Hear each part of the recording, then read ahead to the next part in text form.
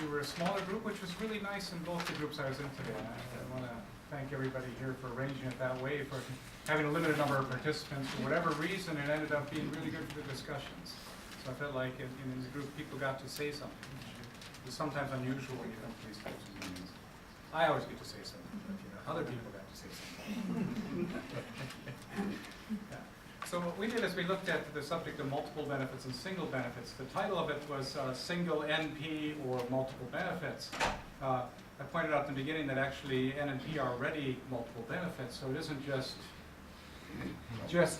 this, so that we can look at this trade-off. And what we did is we talked a lot about these trade-offs. In the work package 5, we worked on scenario work and looked at the trade-off between different types of benefits, and we did some ranking of benefits, and we used that in this group for discussion as well.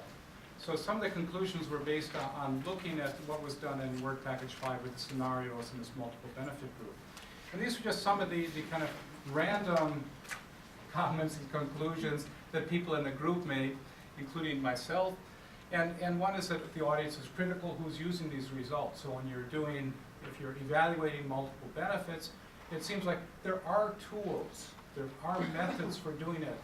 And we talked a bit about there are different types of methods available that you can use for evaluating multiple benefits. Afterwards, not part of it, but in a discussion afterwards with, who were we talking? I have to look around and see who I was talking to. That we talked about the economic side of it, that actually this is what we do in cost-benefit analysis. We just convert everything to money, rank it all, add them all up, and you get a number. So we already have a number of experiences with multiple benefits. Here at the bottom as well, somebody pointed out, oh yeah, here it is.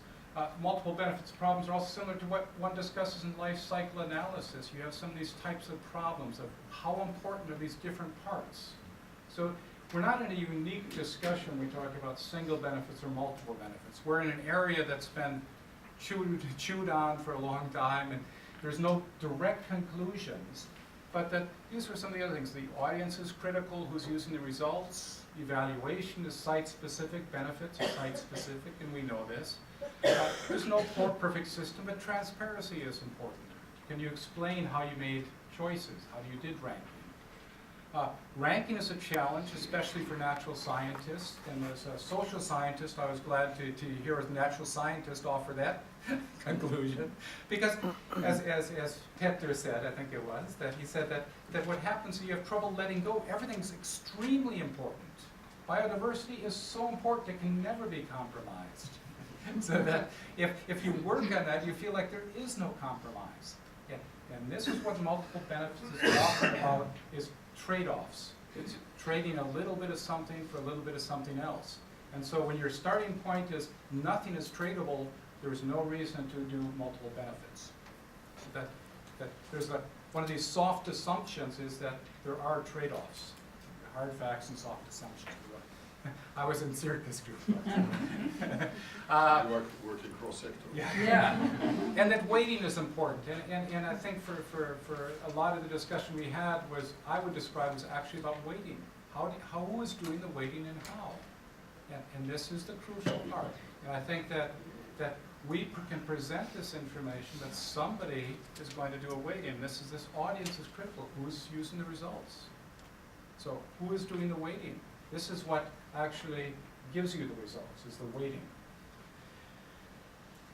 And that in conflict resolution, that also this transparency of a discussion of this, and here we go back to what Circus said as well, that this discussion about it lifts it up a level so that people are more conscious or aware of where these trade-offs are and what some of the benefits are. So it isn't necessarily that you arrive at the right decision, arrive at the right ranking, but you lift up the discussion a level.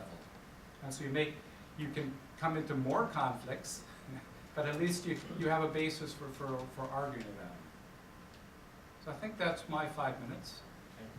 Thank you, Dennis. Okay.